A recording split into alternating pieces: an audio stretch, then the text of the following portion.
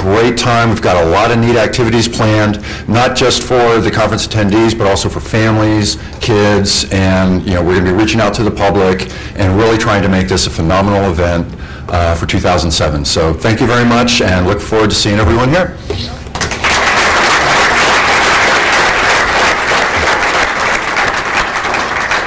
I think for everybody who knows him, you'll agree that Ken is one of the good guys in the space community, so we're really happy that he'll be leading that up. All right, on to the main show now. I'm going to begin by introducing someone, another one of our very honored guests here today, Dr. Michael Simpson, who is the president of the International Space University. Dr. Simpson is international. I didn't realize this until I was having lunch with him today, that he actually has dual citizenship. He's both American and Irish, so that is a terrific bit of interesting.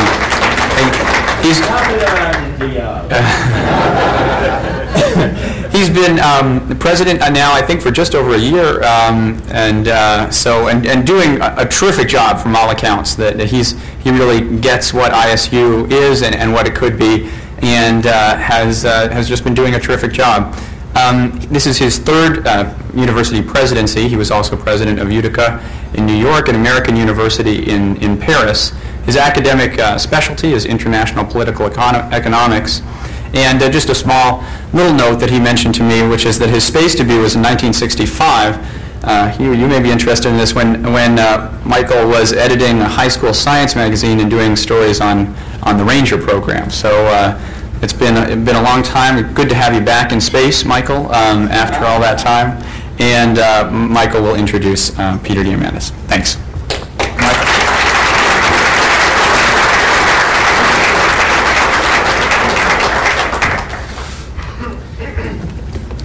It was sort of interesting that as I grew up with an Irish grandmother who made sure that I never once forgot that she had me registered on the list of foreign births. I also had a Russian grandfather, and he had passed away in the early 60s, but my uncle inherited a great deal of the Russian perspective of this Russian grandfather. And the day that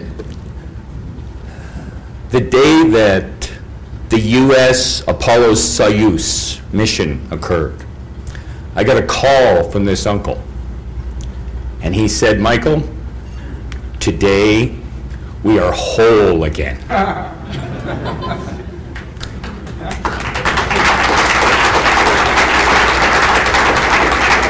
And so it's good to be back in space, but it is wonderful to be back in space in the context of the international perspective that so many in this room are dedicated to, and that certainly the person I'm about to introduce was dedicated to when he, Bob Richards, and Todd Hawley pushed forward the idea of creating the International Space University. You know, Peter is a tough person to introduce because so many of you have heard him speak, you've heard him introduced before. But here we are in Washington, D.C., when the Library of Congress is so handy, and I took advantage of that to ask for a complete literature search on Peter. They told me they could have it over here, but it would cost me $25,000 for the cargo van. So what you will get is the piece that I think leads to the kind of message that you will get from Peter today. Yes, Peter was a founder of ISU. Peter was the mastermind and the leader behind the X Prize. He is the leader and the mastermind behind the idea of Zero Gravity Corporation, proving to people who were wonderfully skeptical that this is a great idea and that people are very interested in their opportunity to begin experiencing some of the sensations, even a few of the sensations that spaceflight might bring to them. He brought into being Space Adventures and has helped to broker the opportunity for two people to have the ultimate orbital experience available to non-professional astronauts today. Yes, they were expensive, but they were within the range of the possible. And by doing that, he restored our capacity to dream. He is a major factor behind the existence of SEDS, which obviously has affected so many people in this room. A degree in engineering from MIT, a medical degree, a degree in life, a capacity to think about how life might be different, a capacity to dream, and a capacity to reopen our eyes so that they could see. A person who has vision. And I am sure we are about to hear vision. Peter?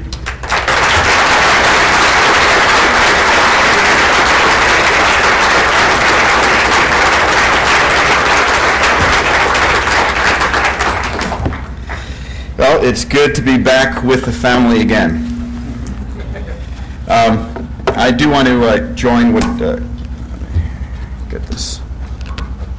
I do want to join with George to say that we are very proud, Michael, of you as the president of ISU. It's actually great to have you plug into this community, which is where ISU was really born. There's a lot I want to talk about. I'm going to go for about 20 minutes before we go to the second part of this presentation and talk about our colleague in arms, Todd Hawley. I'll invite Bob Richards to join me at that time. You know, like many of you, I have in my soul an absolute need and desire to help take the human race off the planet. It's more than just a desire to go myself, and I think that's the same for us here in this room. It is, we are born with this passion. It's part of our DNA. It is the part of the Gaia, if you would, the living earth. We are the organism of that living earth that is responsible for its transition off of this planet into the stars. We are that 1/100th of 1% of the human race who are not only explorers, but explorers extraordinaire who can't stand the idea that we are trapped here and cannot wait for the institutions that exist to take us off the planet.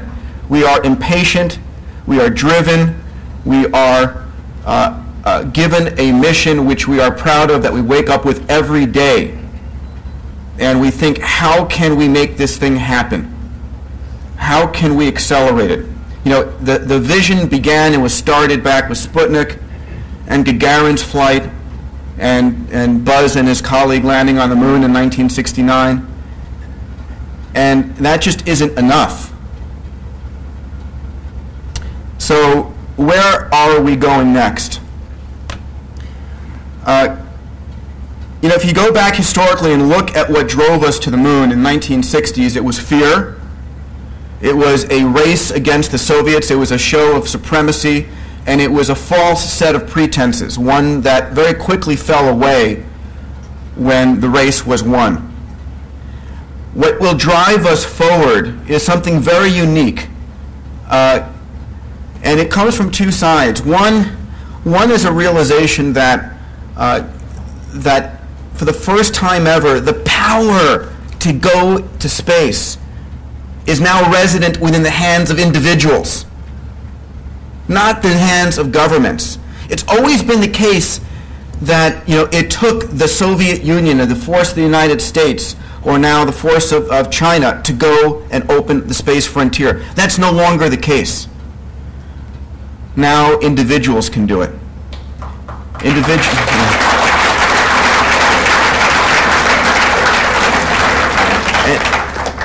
You know, we have a very important crossing point. That crossing point is the following. We have the wealth available to individuals rapidly increasing through the internet, very shortly through breakthroughs in nanotechnology. We have billionaires and multi-billionaires who are self-starters, people who had a vision, made capital, and were in fact ignited with a passion that they can make their own future happen because they did it.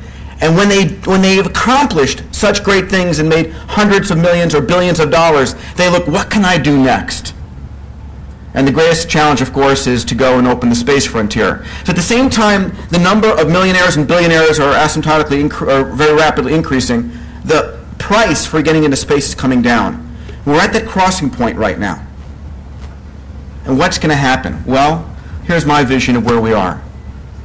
So we just had the X Prize won, an amazing, fun, incredible year. And thank you. And that's on behalf of Greg Marinak and Bob Britt and Bob Weiss, my other Bob, all the other folks at X Prize who did an amazing job.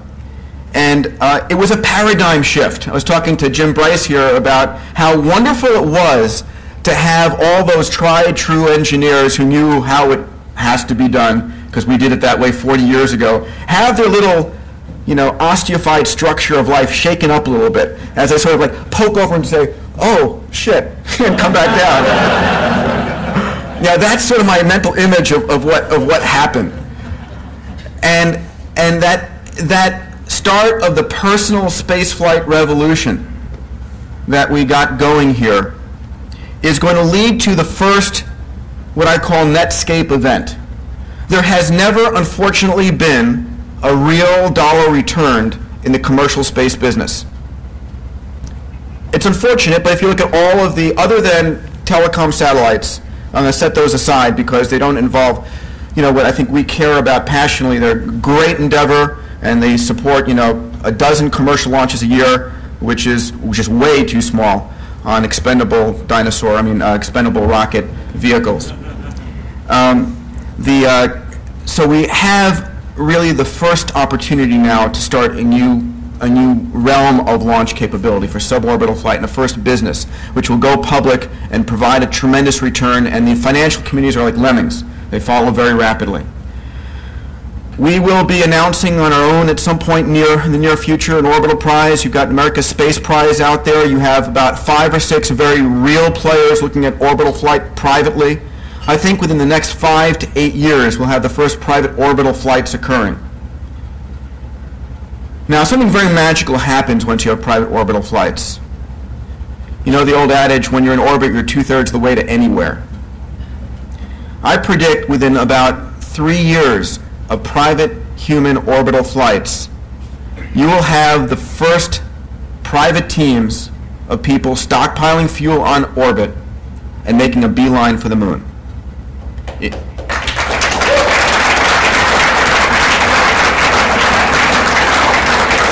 Independent of government, not asking permission, maybe cryptically hiding what they're doing, but there will be somebody, and if they don't do it, I'm going to do it. That's my personal mission. I want to land myself on the moon. But they will make a beeline to the moon. They will risk everything.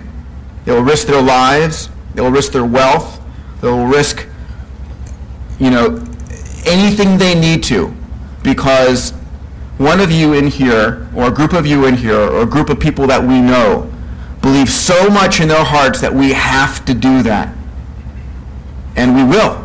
We will land on the moon. We will set up what we need. It may be a short mission, but the significance of the first private team to go there and stake out the ground and say, this is ours. Stay away. I claim this for my company, my new nation. We have done this as humans over and over and over again.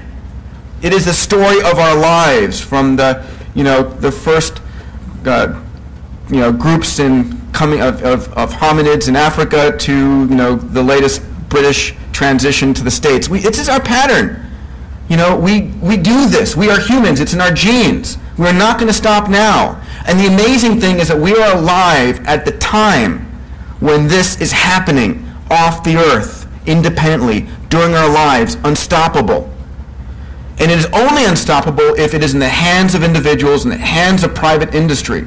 We cannot depend upon the government to do this because, it's great. I wish, Mike Griffin is a great guy. I wish him well. I wish NASA well and all of that. But as long as we are dependent on the Congress and the start-stop funding, we cannot make it happen irreversibly.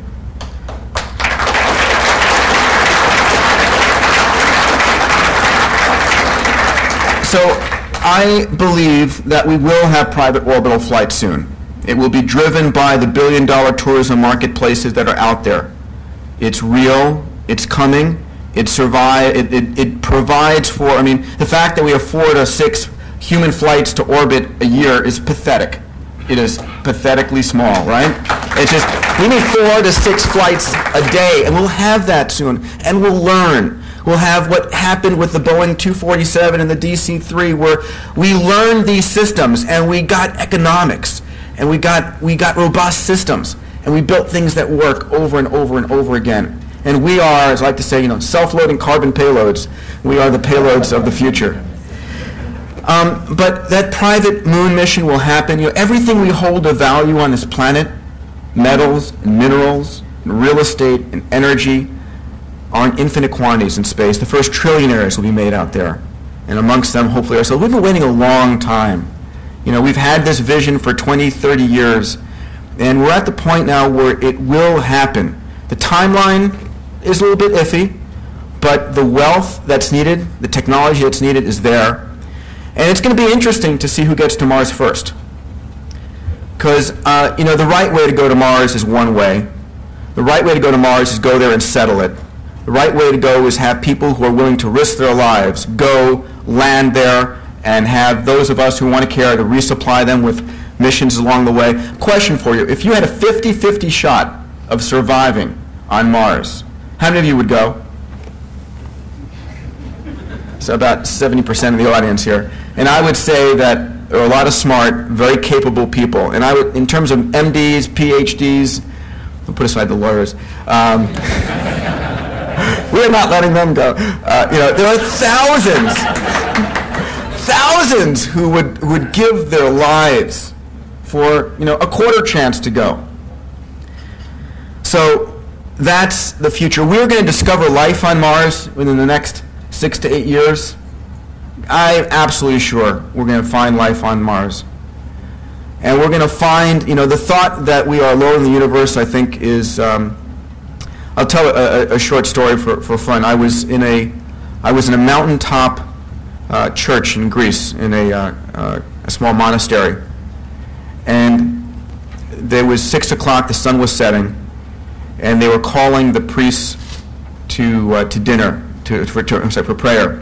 And this 90-year-old priest, who went by Papu, which means grandfather, sort of struggled up to go and ring the bell, which was actually this old hollowed-out log. And he struggled, and with all of his might, he went hammering on this log, just as hard as he could. And this hollow sound comes out, and it was the call of all the priests to prayer at sunset. And in that moment, my cell phone rang. And it was a call from the U.S., and it became so clear to me. Here we are in our current search for extraterrestrial intelligence, listening for someone to hit a log, and we're being bathed. Everybody there is being bathed in 900, 800, 900 megahertz frequencies. They just have the technology to listen to. Life is out there. In fact, life is ubiquitous. And in fact, we are at the very beginning of humanity's awakening to this universe. And thank you. And we will learn soon enough how to listen right. And it is probably the most exciting time to be alive. So when you're there and you're a little depressed about how fast we're not moving and so forth, take heart. Because it is the time. It is the moment of our calling. It is the point in history where the human race is coming off the planet once and forever. It'll not be easy. It'll be extremely hard. We will lose lives in doing it. We will have battles. We will have many, many people telling us, no, you cannot do it. No, you cannot do it. Ignore them. Go forward and do it over and over and over again, no matter what it takes. That is our mission. That is who we are.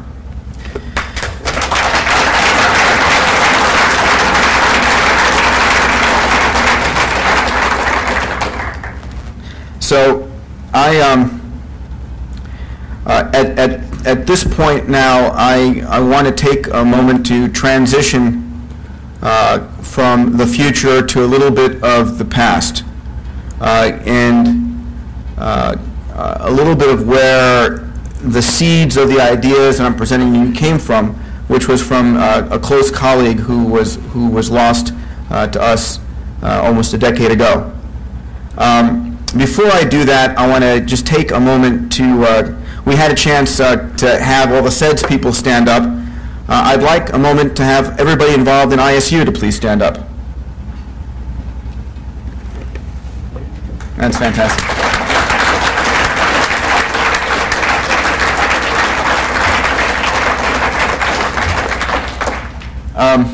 Bob, if you'd come up here and join me a second. We're going to show a video here in just a moment.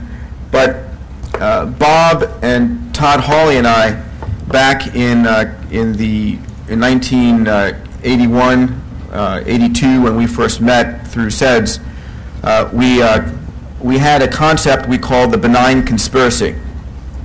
And the benign conspiracy was the fact that through SEDS and through its follow-on International Space Generation Foundation and ISU, that we would seek out there, cast the net far and wide for all those people who had a like mind.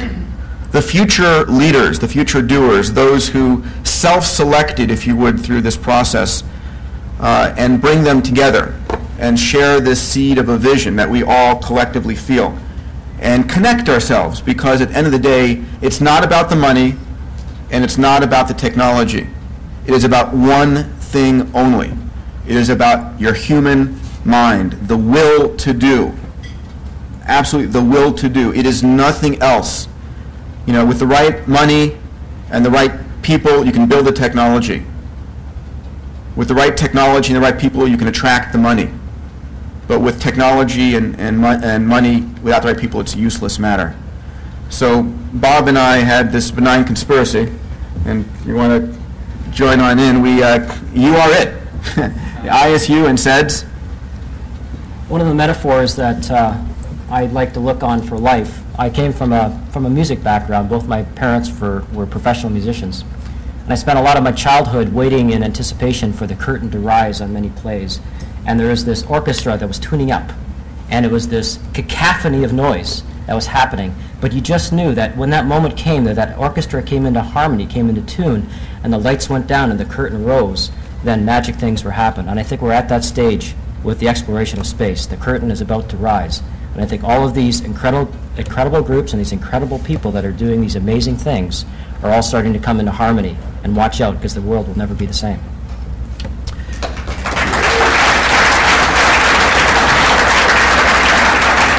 So I want to, with Bob's help, take a few moments to introduce Todd, and then we'll show the video, and then we'll talk a little bit more before giving out the Todd B. Hawley Award for the first time. Todd is probably, I don't want to say, I guess she was, but is in our mind still one of the most incredible. Actually, I want to do something. Can I ask those of you who knew Todd to please stand up? I'd like to see who is here that knew Todd. Wonderful. Thank you, guys.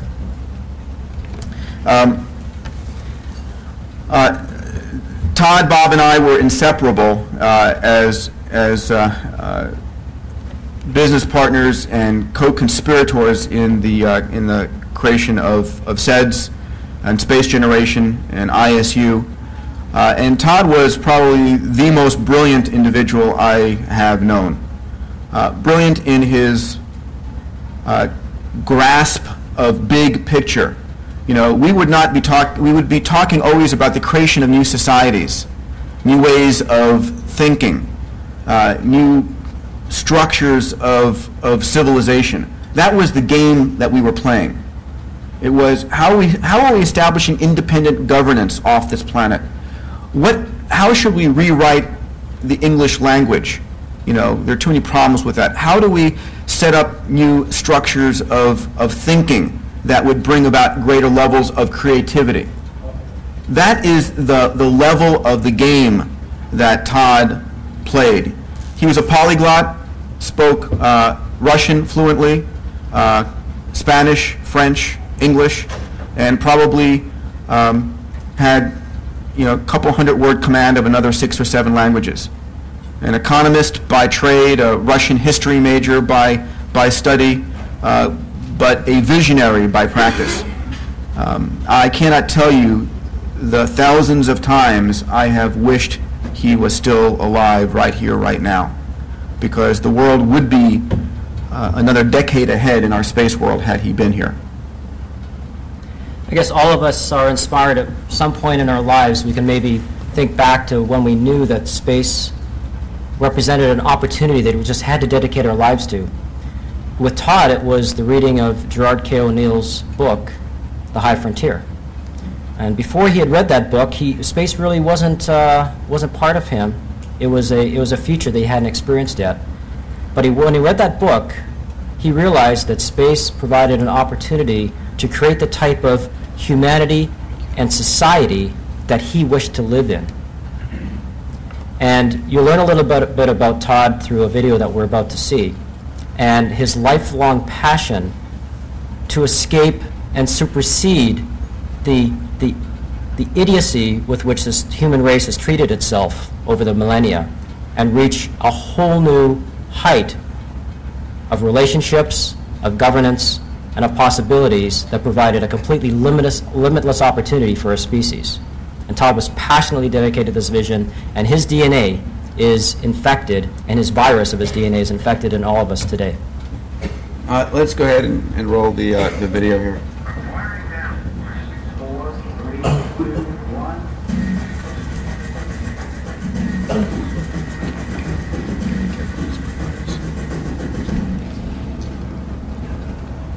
Usually, on Inside Space, we share with you a hopeful view of the future. AIDS takes away futures. It turns time inside out, often killing sons and daughters before their fathers and mothers.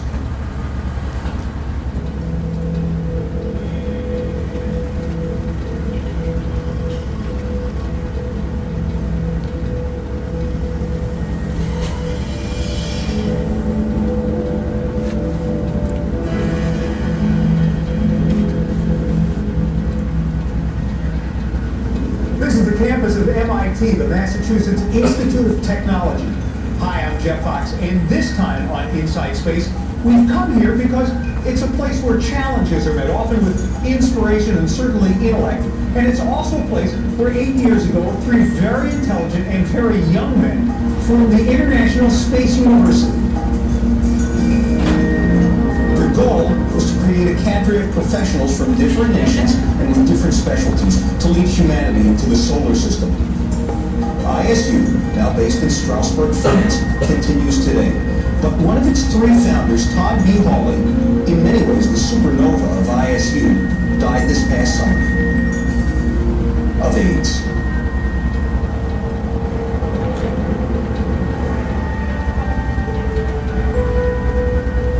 At the National Air and Space Museum in Washington, D.C., there's a room where Russian and American missiles, which used to be pointed at each other, now stand side by side.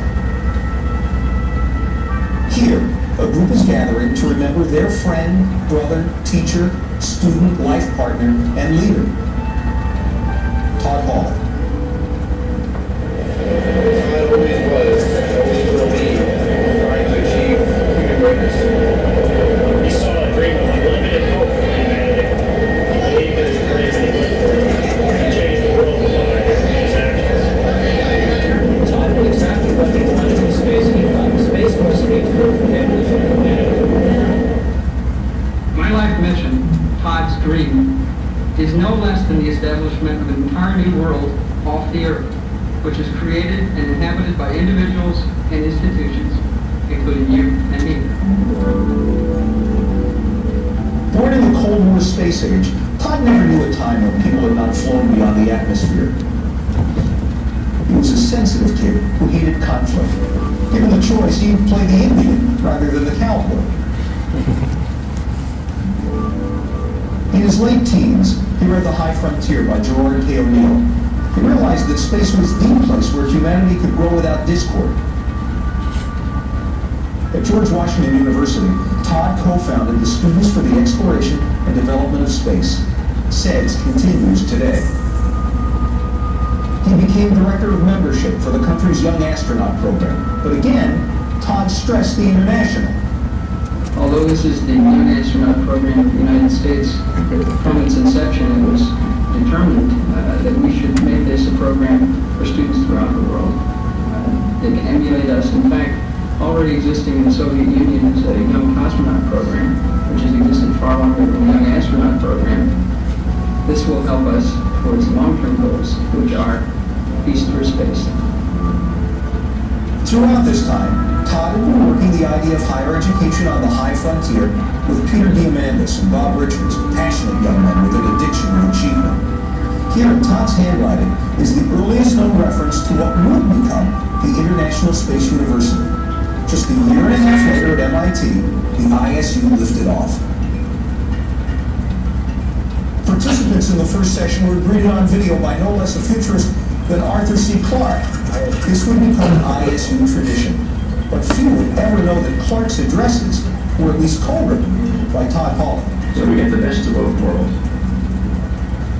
These empty seats have been filled for the last 3 days during the founding conference of the International Space University project.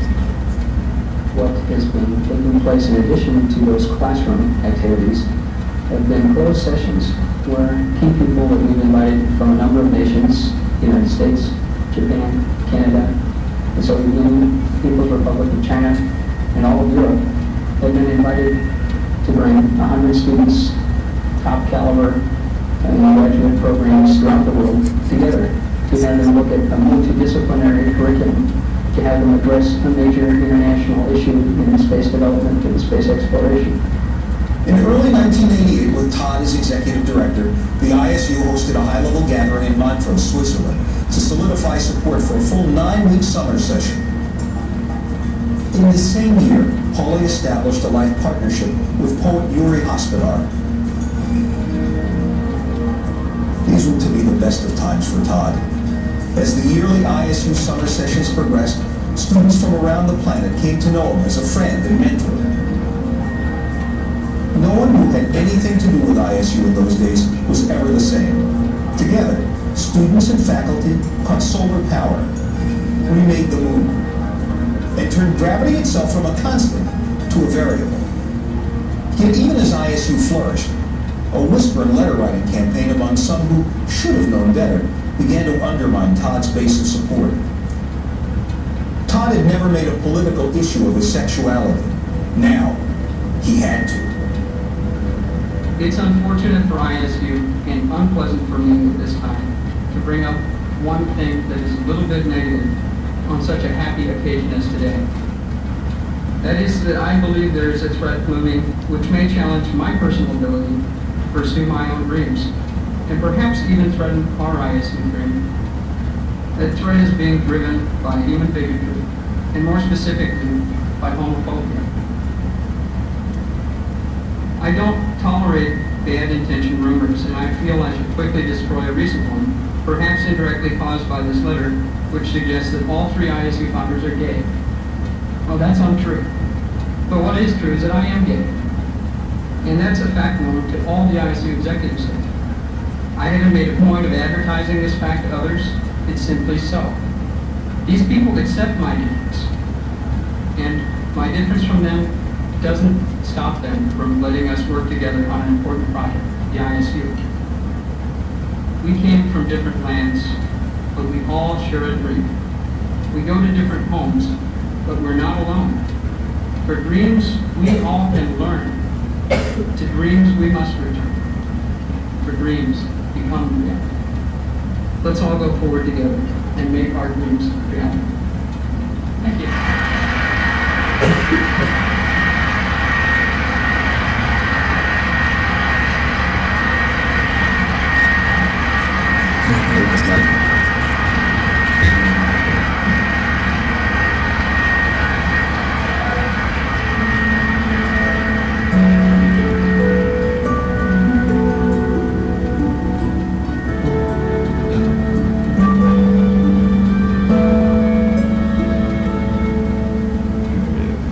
Angel came down from heaven yesterday. She stayed with me just long enough to rest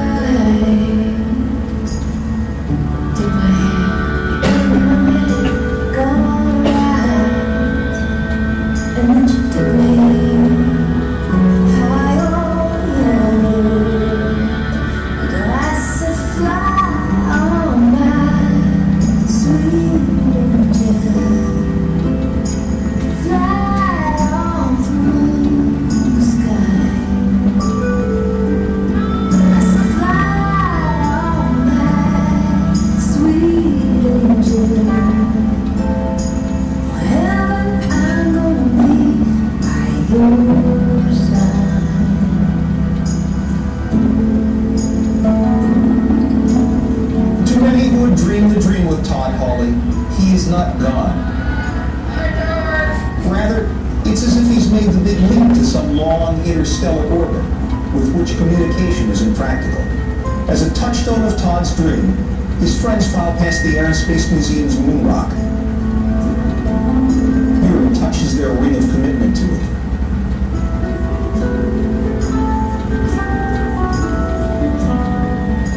During the 1993 Gay and Lesbian March on Washington, Yuri remembers Todd looking at a panel of the well-known AIDS quote. How many more names will it take, it said. Todd and Yuri remained a committed life partnership until Todd's death. On that day, July 11, 1995, Todd frequently called Yuri's name and repeatedly told him that he loved him. But Todd's last words were in the form of a question. How many, he asked. How many?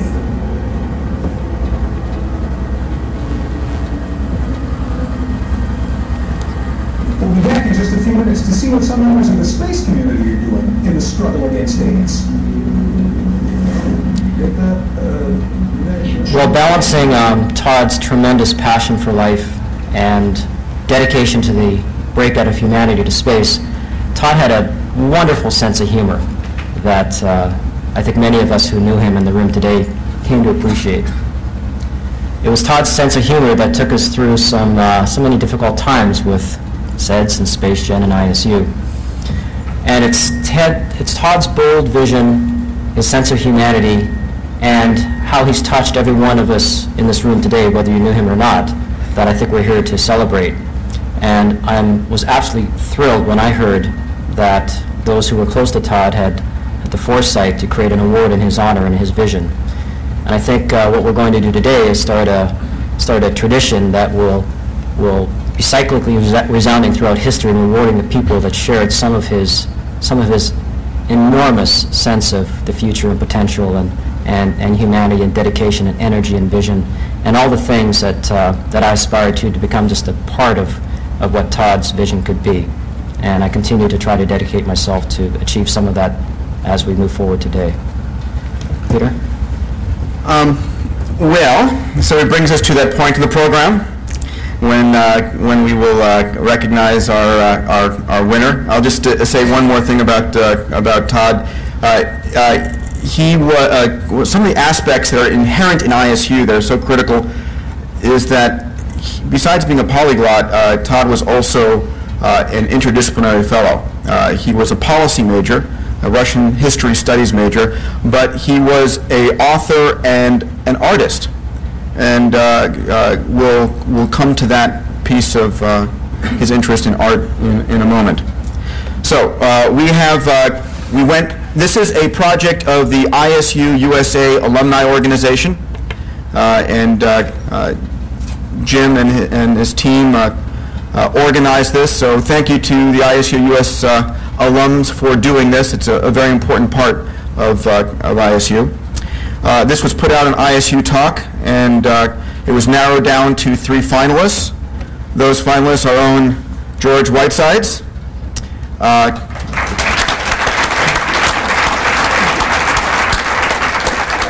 leader extraordinaire.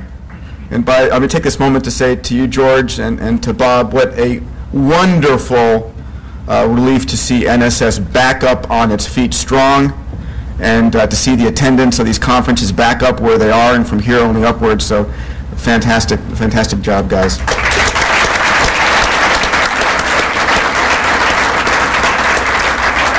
Our second candidate for the award is George's own Loretta Hidalgo.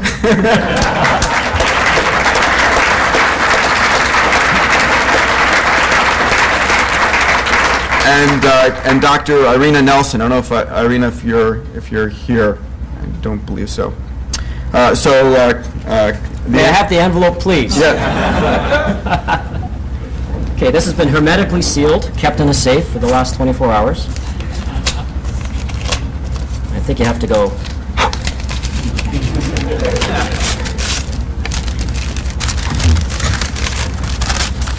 Does this surprise you? Not at all. Interesting. And the winner is Loretta Hidalgo.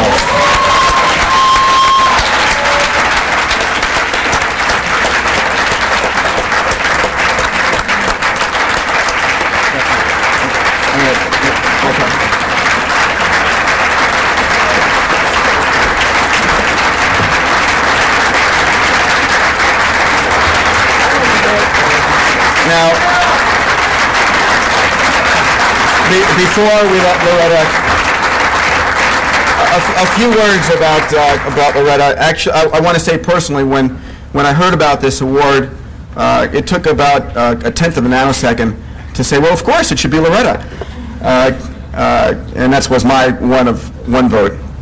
But on all the people on this planet, Loretta, in my mind, you personify, Todd, in the depth and commitment of your passion, which is infectious and tremendous, and just committed life work to all of this. Your vision. I'll say a few words about Loretta's background because I think it's important to recognize her as the intelligent woman that she is, as well as the passionate space enthusiast. Loretta has a master's degree in biology from Caltech and a bachelor's degree in biology from Stanford. In 1998, she was part of the Ames Astrobiology Academy. She's, of course, the co-creator of Yuri's Night. She is now the head of Space Generation Foundation, which Todd, Bob, and I had put together, and are very proud to entrust in Loretta's very capable hands. She is very proud to all of us in the ISU family, an alum of ISU 2000 program in Chile. She is a film star in IMAX Aliens of the Deep. Being an alien? And she has now taken on the role to go to the Death Star, to NASA headquarters, and transform that organization.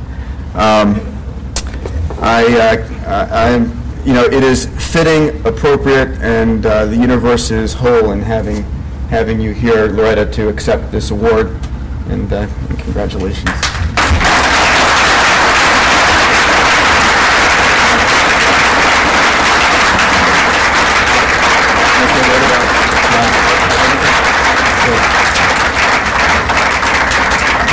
One more brief remark about Loretta. Loretta, you've done something that none of us could do.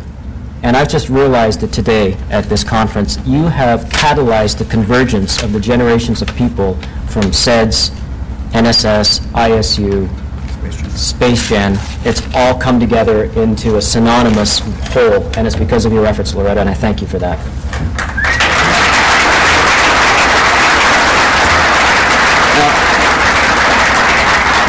As I mentioned, Todd was an artist, and one of his favorite artists on the planet was Chesley Bonestell, who is, of course, the father of the earliest space art.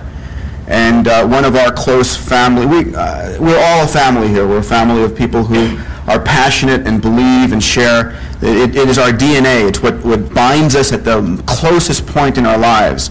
No matter what the turmoil and so forth, we can look up at the star and say, that's why we're doing this. And Ron, to the stars.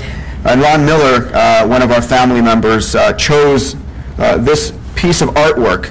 This is a temporary gift for you. The actual is a much larger, beautifully framed print of this piece of artwork. And it says here, Todd B. Hawley Space Visionary Award, presented by the alumni of International Space University to Ms. Loretta Hidalgo.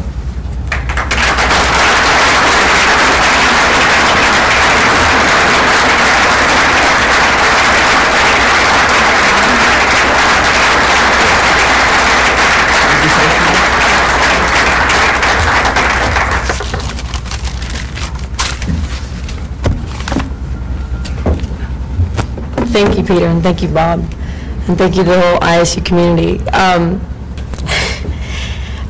It's an incredible privilege, profound privilege for me to be up here accepting this award today.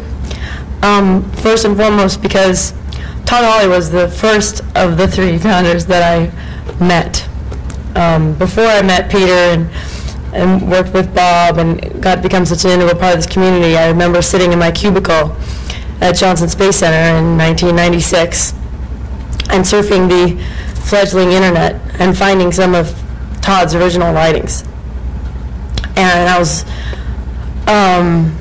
incredible for me. I just was captivated by everything he had to say and who he was. And I wanted to know more and more about him. And that's eventually led me to ISU, and when I was there, I remember asking everyone I could if they knew him and more about him, because I was really interested to know what he was like, because I'd only learned about him after he'd already passed. So to have this award be created in his honor and to be a recipient of that award is a tremendous honor for me. And one of the things that stands out for me is that George and I created Yuri's Night to honor Yuri Gagarin and the first shuttle flight as a way to bring all the countries of the world together to celebrate space on the same day, very much in this same spirit as all the things that you've created. And when I found out that Todd Hawley was born on April 13th, 1961, the day after Yuri's flight, my whole world sort of just like clicked into place one more time. And in that cosmic and magical way that life sometimes can. And that connection, that string that I always felt to Todd just got all that much stronger. So thank you very much for this. That's very proud. It'll get a proud place in our home. And thank you very much for being here and for sharing this with me.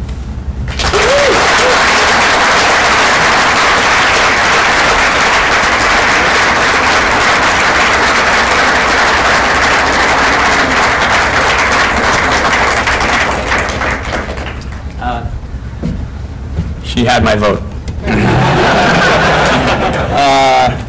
Peter, before you jump ship, we just wanted to recognize you with a few gifts. So if you just come here for 2 seconds, we really appreciate you coming here and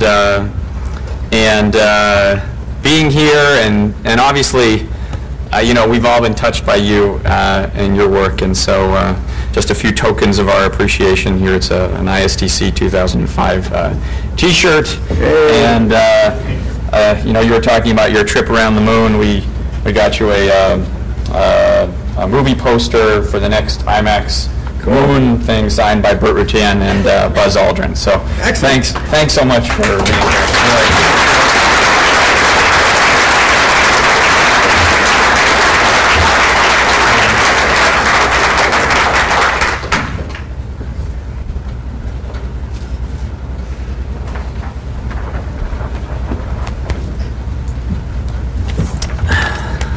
Three more things.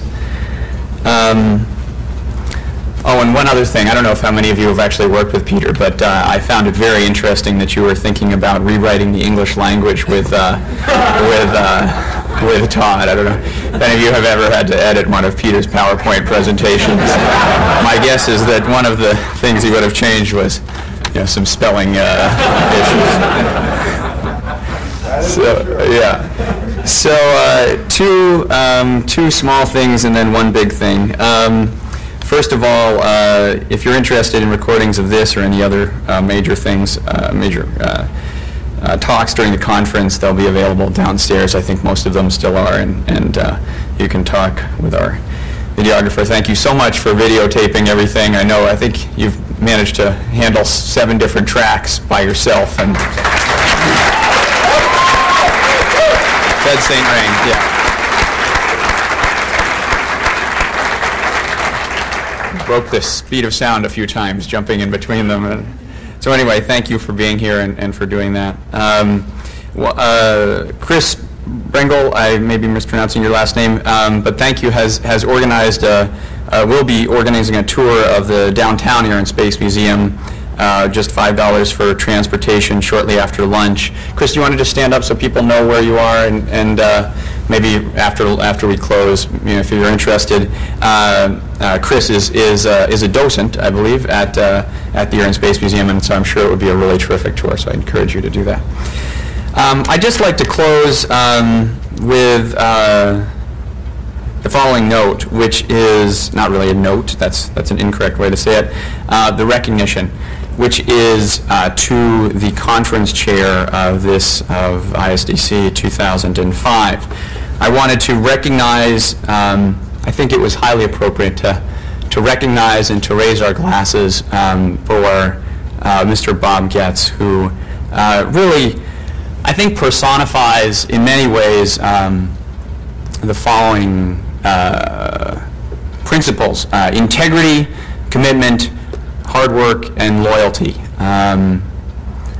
Bob announced his vision for this conference at last year's conference, and he said that there would be an amazing collection of speakers, and he said that there would be a gala at the Air and Space Museum, and he said that it would be the best ISDC ever, and I think he's really done it. So I just want to recognize him on behalf of the entire team that had the privilege of working with you, and all of the National Space Society, and all the other people that you touched with this conference. I think that you did Chris proud, and I really appreciate everything you've done. So thank you.